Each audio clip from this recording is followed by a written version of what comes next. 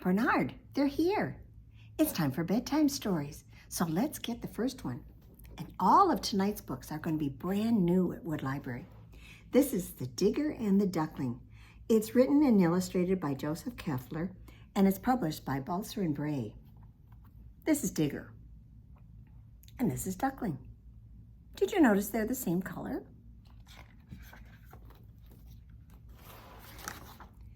Digger and his crew loved to work. Each day they rolled and hoisted and dug and built.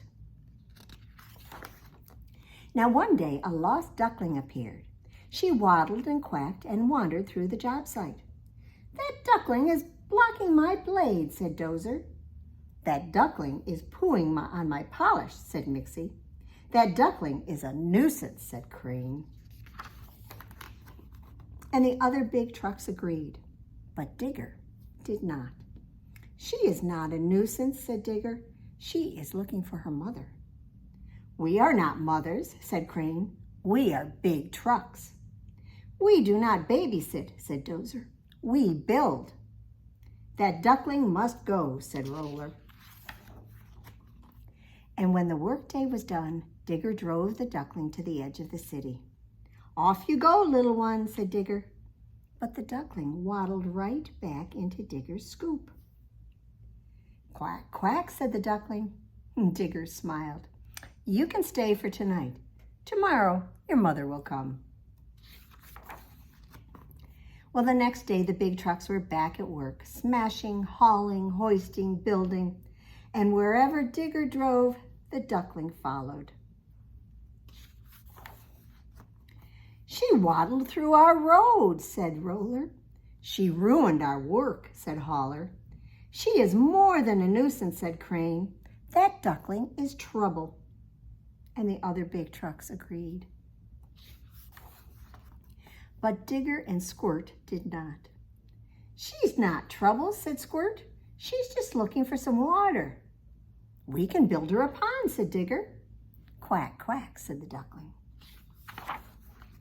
So Digger scooped and Squirt sprayed, and the two big trucks built the duckling a pond. "Off you go, little one," said Digger. She paddled and bobbed until her legs grew tired. "Tomorrow your mother will return," said Squirt. Well, many tomorrows came and went. Each day the duckling worked alongside the big trucks. She helped Scoops scoop. She helped Mixie mix. She helped Hauler haul. "What a worker," said Roller. And the other big trucks agreed. "She's more than a worker," said Crane. "She's a builder." Together the crew cared for the duckling. They filled her belly. They cleaned her feathers. They played and played. Spring became summer, and the duckling became a duck. And the crew became a family. Now one day in the late summer, a great wind whipped up. It bent the trees and shook the buildings. "She is not safe," said Digger. "We should take a break." The other big trucks agreed. But the great wind whipped again, a whip so strong it rattled Digger's rivets and blew the duck right out of Digger's scoop. The big trucks went to work. "Catch her," said Hauler. "Hook her," said Crane. "Save her," said Digger. But before the big trucks could catch her, she spread her wings and flew high into the air and back to Digger's scoop. The big trucks cheered. But Digger did not. He realized their duck was grown now. "Your future is out there," said Digger. "Quack, quack," said the duck. "Quack, quack," said the big trucks. The wind picked up again. The duck turned to the south and flew. The big truck smiled proudly as they watched her go. The seasons changed. The big trucks built. All the while they thought of the duck, hoping she would return. And then, one day, she did. And look, she wasn't alone.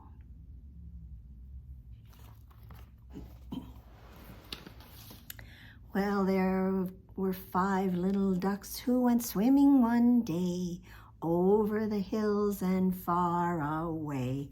Mama duck said quack, quack, quack, quack, but only 4 little ducks came back. 4 little ducks went swimming one day over the hills and far away. Mama duck said quack, quack, quack, quack, but only 3 little ducks came back. 3 little ducks went swimming one day over the hills and far away. Mama duck said quack, quack, quack, quack, but only 2 little ducks came back. 2 little ducks went swimming one day over the hills and far away. Mama duck said quack, quack, quack, quack, but only 1 little duck came back. 1 little duck went swimming one day over the hills and far away. Mama duck said quack, quack, quack, quack, but none of the 5 little ducks came back. So sad Mother Duck went out that day over the hills and far away. Mama Duck said quack, quack, quack, quack, and all of the 5 little ducks came back, and the mama was so happy to see them, she gave each one a great big kiss. And the ducklings were so happy to see their mama, well, they kissed her back. Well, our next news story is called King Kong's Cousin. Do you know about King Kong? A giant of a gorilla from the movies? This is written and illustrated by Mark Teague and is published by Beach Lane Books.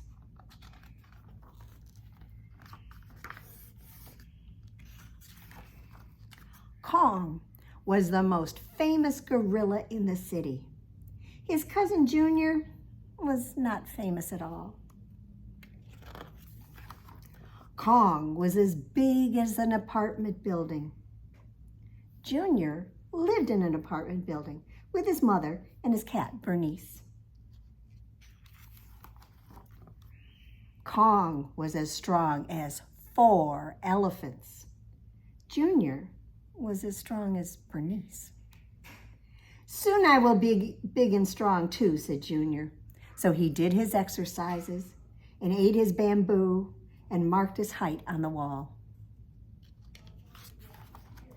Kong wrestled dinosaurs.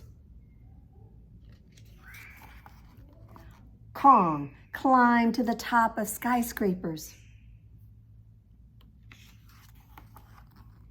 Junior climbed down to his piano bench. And when Junior took a bath, well, it was just a bath. When Kong took a bath, it was an extravaganza.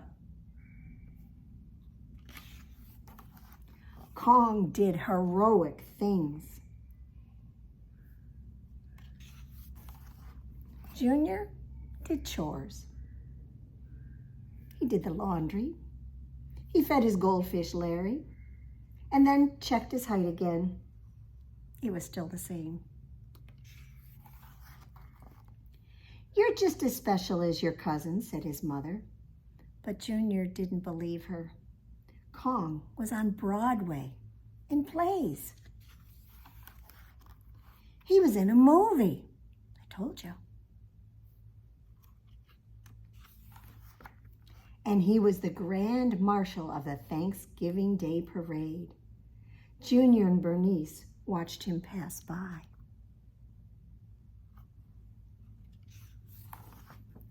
Well, Junior did, but Bernice was suddenly nowhere to be found. And then Junior heard a terrible howling. Bernice was stuck in a tree. So without even thinking, Junior climbed up to get her. But when he looked down, oh, the ground was very far away. Still, it was Thanksgiving, and Junior was hungry, so he draped Bernice over his shoulders and scooched down to the ground. Dinner was wonderful. You were very brave today, said Junior's mother at bedtime. Junior didn't feel brave exactly, but he did feel warm and happy, and maybe even a little bigger.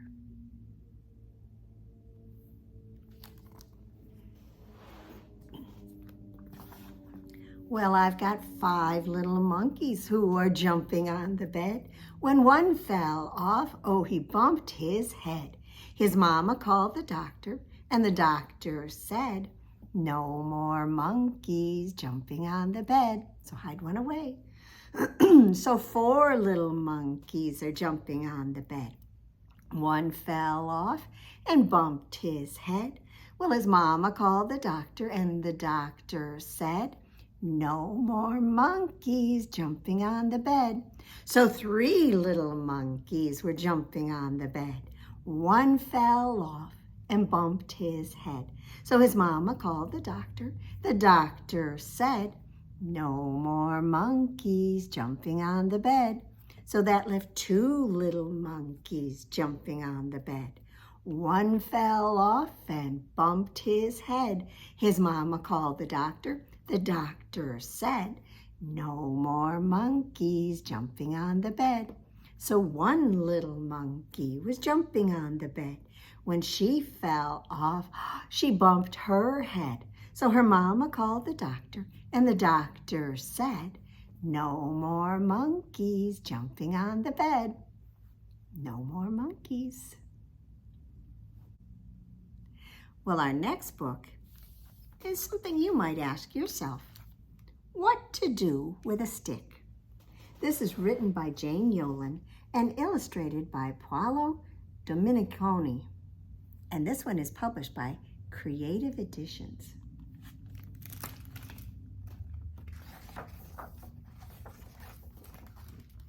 A stick. A stick. A remarkable toy. It can bring you much magic and also much joy. A stick is a sword to tame monsters of dread, or bend it to use as a large bow instead. It can anchor a ship. It can hold down a pulley. A stick draws a line between you and a bully. Like a seal, you can balance a stick on your nose. It can help when you're crossing cold Arctic floes. You can throw out your stick to a big polar bear. He will fetch it right back without turning a hair, if you dare. You can use a long stick to fish for brown trout or fix up a weather vane spinning about. As an oar for a rowboat in a puddle or pond. Or use for a spell as a wizard's wild wand.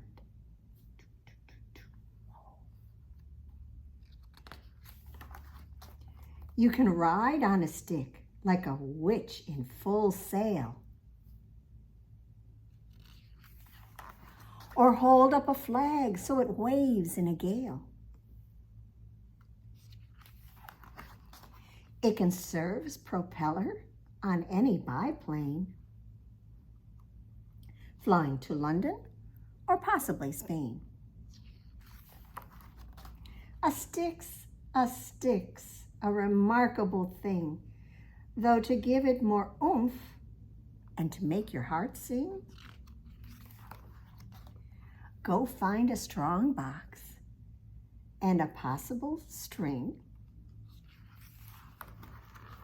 and make music that goes with everything. What would you do with a stick? Do you know you can shake a stick? But we're going to shake our sillies. Can you shake, shake, shake your sillies out? Shake, shake, shake your sillies out. Shake, shake, shake your sillies out and wiggle your waggles away. And can you clap, clap, clap your crazies out? Clap, clap, clap your crazies out. Clap, clap, clap your crazies out and wiggle your waggles away. Can you stretch, stretch, stretch your stretchies out? Stretch, stretch, stretch your stretchies out. Stretch, stretch, stretch your stretchies out and wiggle your waggles away. Go ahead and stand up, because it's time to jump, jump, jump your jiggles out. Jump, jump, jump your jiggles out. Jump, jump, jump your jiggles out and wiggle your waggles away. Can you yawn? Yawn your sleepies out. Yawn. Yawn your sleepies out. Yawn. Yawn your sleepies out and wiggle your waggles away. Can you shake, shake, shake your sillies out? Shake, shake, shake your sillies out. Shake, shake, shake your sillies out and wiggle your waggles away. For our next story, we're going to go way down south to Louisiana or Texas. This is called Somewhere in the Bayou. It's written by Jarrett Pumphrey, and it's illustrated by his brother, Jerome Pumphrey. And it's published by Norton Young Readers. Ooh, speech bubbles. We just need a place to cross. Does anyone see one? All I see is plants. My feet hurt.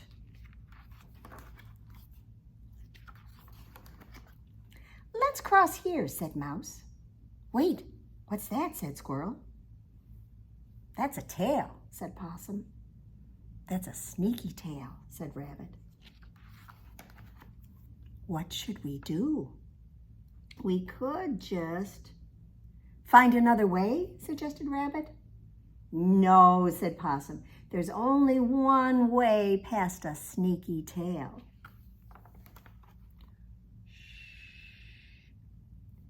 Tiptoe. We just have to be really quiet. Wobble. Smack. Splash.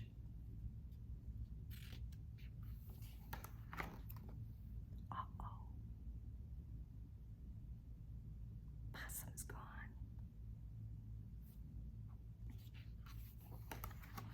That's a scary tale, said Rabbit.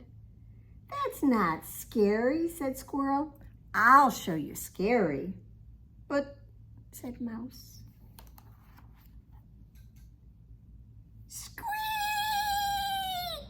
said Squirrel. And then wobble went Squirrel. Smack went the tail. Splash went the Squirrel.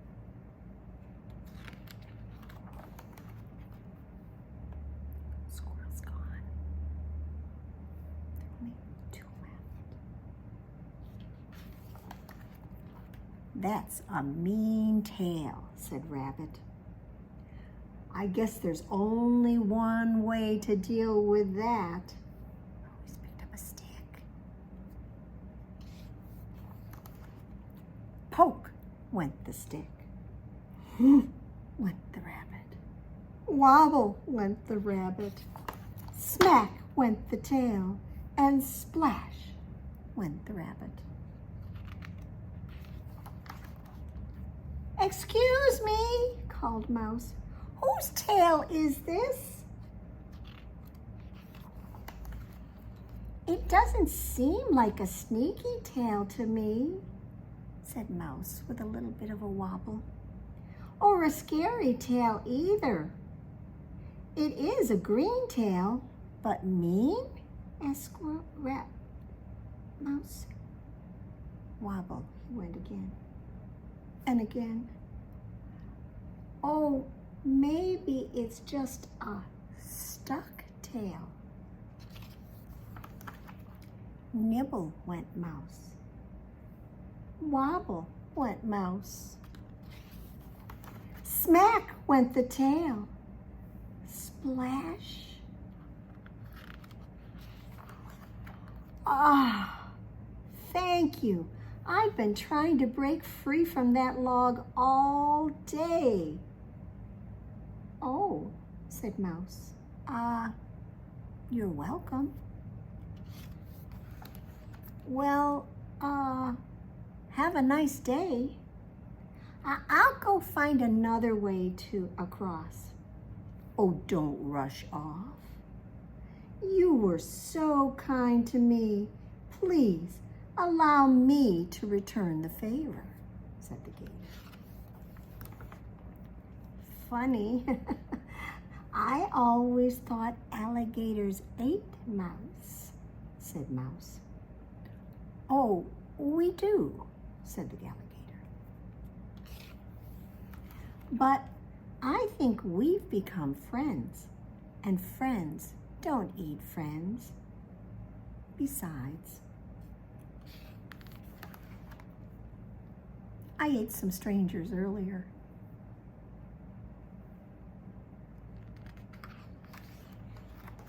There goes Mouse. I think it was a good idea that he did something nice for that gator. Otherwise, he might have been dessert. Should we do another finger play? Let's see, I think we should do bubblegum.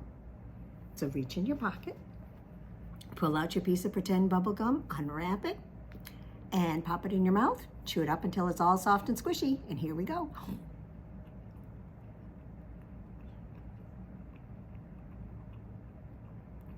Spit it in your hand, clap your other hand on top, and we've got sticky, sticky bubble gum, sticky, sticky bubble gum, sticky, sticky bubble gum, stick it on your knee. On stick. Sticky, sticky bubble gum, sticky, sticky bubble gum, sticky, sticky bubble gum, stick it on your nose. On stick. Sticky, sticky bubble gum, sticky, sticky bubble gum, sticky, sticky bubble gum, stick it on your back. On stick. Sticky, sticky bubble gum, sticky, sticky bubble gum, sticky, sticky bubble gum, stick it on your chin. On stick. Sticky, sticky bubble gum, sticky, sticky bubble gum, sticky, sticky bubble gum, stick it on your arm. On stick. Sticky, sticky bubble gum, sticky, sticky bubble gum, sticky, sticky bubble gum, stick it on your cheek. On stick.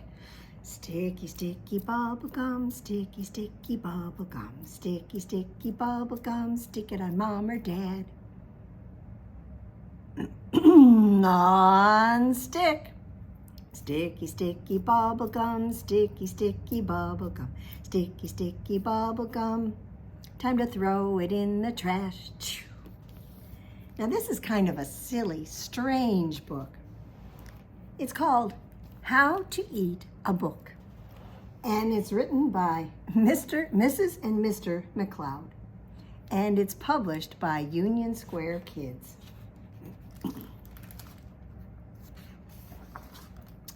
Sheila sat down to eat her first book, and the strangest thing happened. The book ate her. Sheila's cousin Gerald sensed something stranger still. His left foot went left, and his right foot went wrong.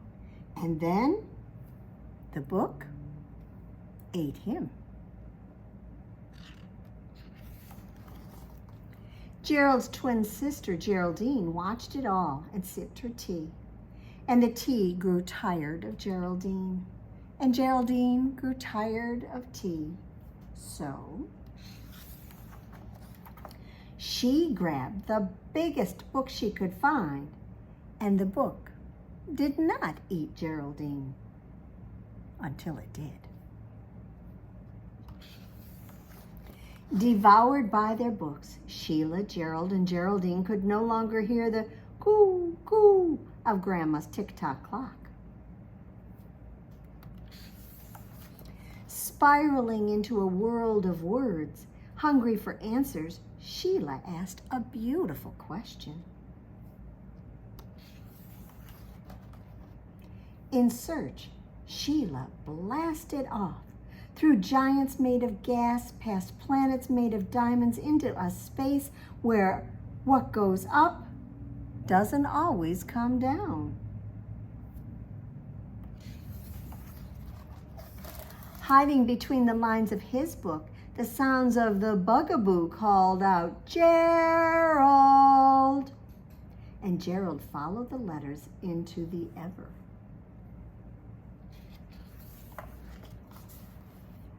That never had been.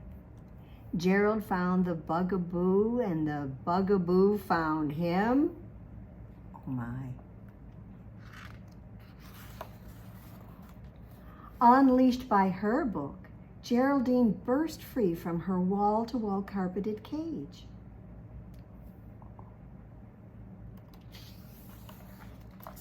Geraldine tore through the pages to a time where being terrible was terrific. And Geraldine was terrific at being terrible.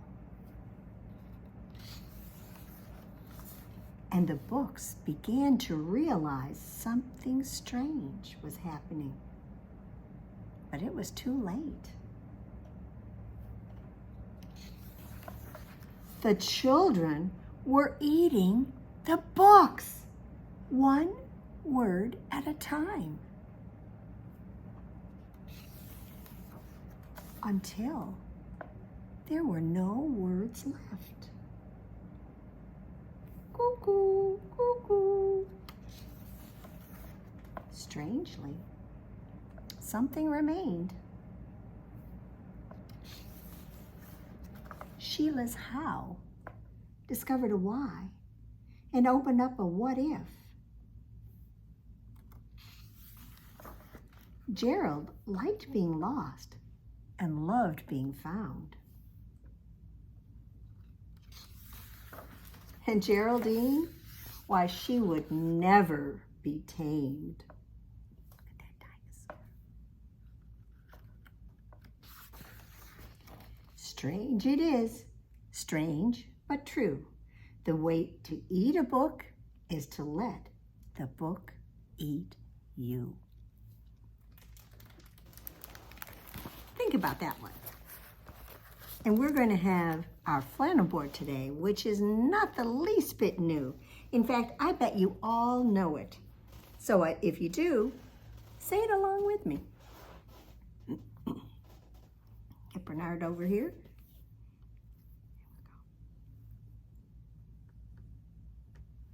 Well, hey, Diddle Diddle, the cat and the fiddle. The cow jumped over the moon. The little dog laughed to see such a sport, and the dish ran away with, oh, he ran away from me, the spoon. The end. Told you you'd know it. And you probably know this book because it's one of the ones that we always share at the end. This is the Going to Bed book by Sandra Boynton, and it's published by Little Simon. The sun has set not long ago. Now everybody goes below to take a bath in one big tub with soap all over. Scrub, scrub, scrub. They hang their towels on the wall and find pajamas big and small. And with some on top and some beneath, they brush and brush and brush their teeth. And when the moon is on the rise, they all go up to exercise. And down once more, but not so fast. They're on their way to bed at last. The day is done, they say goodnight, and somebody turns off the light. The moon is high, the sea is deep, and they rock and rock and rock to sleep. So those are our stories. Thank you for joining us for Bedtime Stories here from Wood Library, and we'll be back next week with some more. See you then.